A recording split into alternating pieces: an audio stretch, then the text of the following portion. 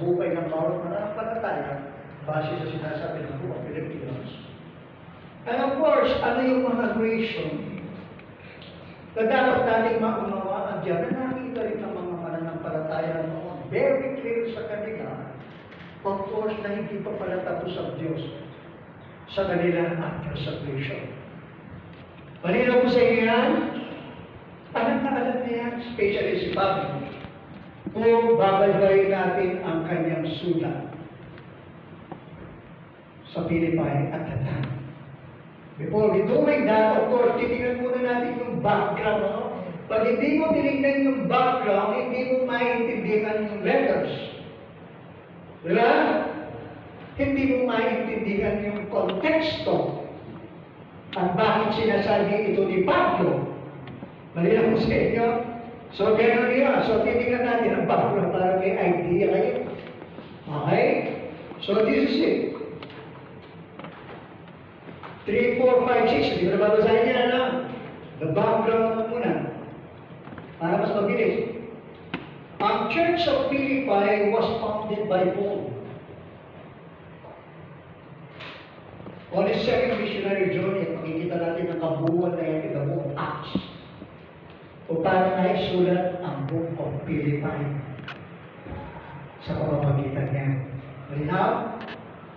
And of course, while Paul was in Troas, he was instructed in a vision to proceed with Macedonia and Philippi. Diyan na magtataka eh. Ganyan sila ka-aggressive. When it comes to their ministry, di ba? Imagine that. Philippi, Troas, Macedonia, mga pinintakan nila yan.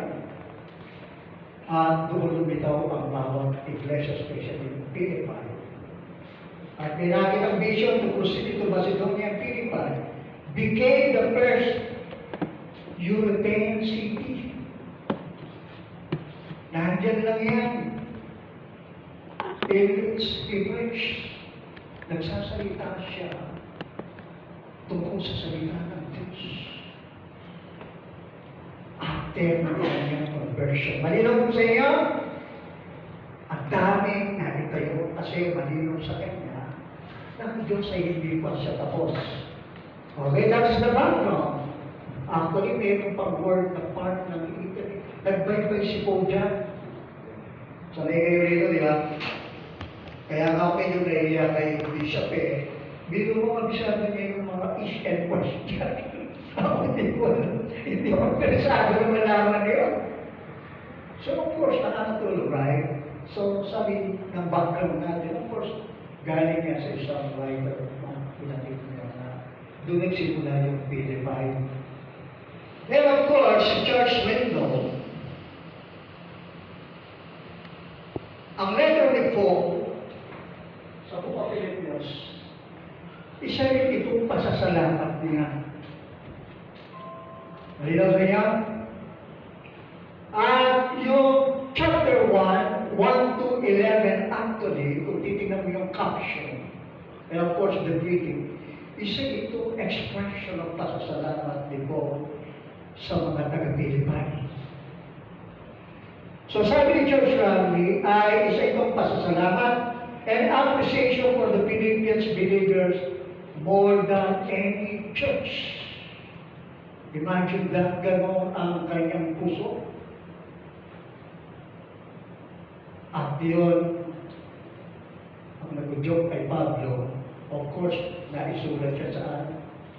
When he was in Rome. Nakakulong siya.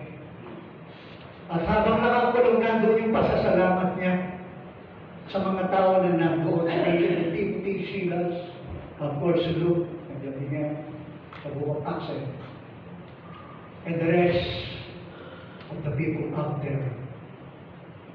Si Lydia, the first convert, in the book of Acts, makikita mo yan kung siya. Imagine that?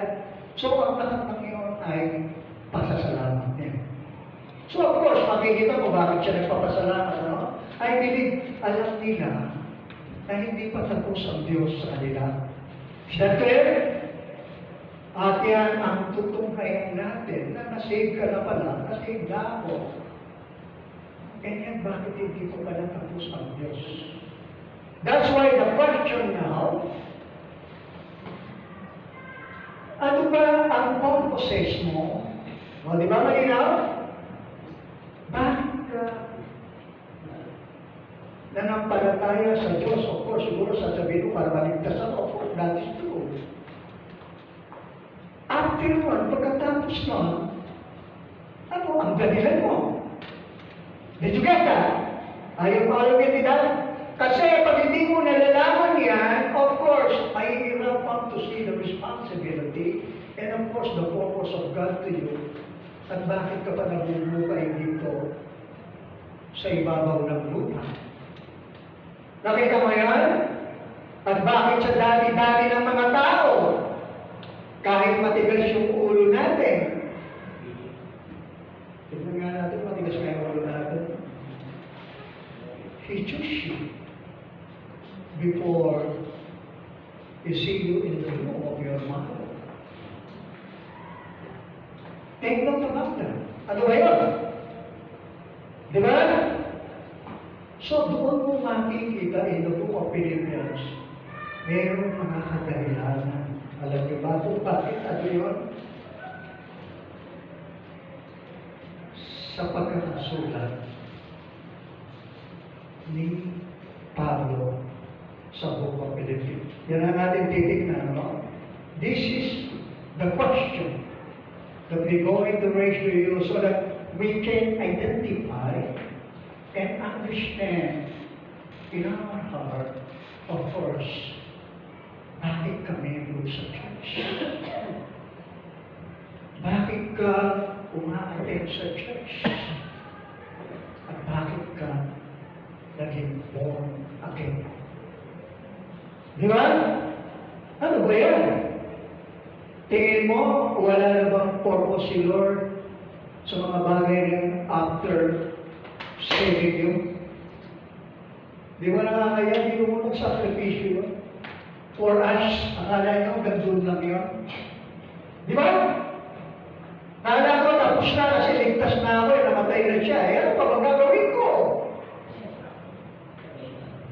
Did you get that? So, malalaman natin yan, mismo kay Pablo. Bakit ang Diyos ay hindi pa pala tapos sa atin? Kahit sa first day ito, kahit sa buka na tayo, hindi pa siya tapos. Kaya pag hindi malinaw, yung hindi pa siya tapos, of course, mahihirapan tayong pare-pareho dito.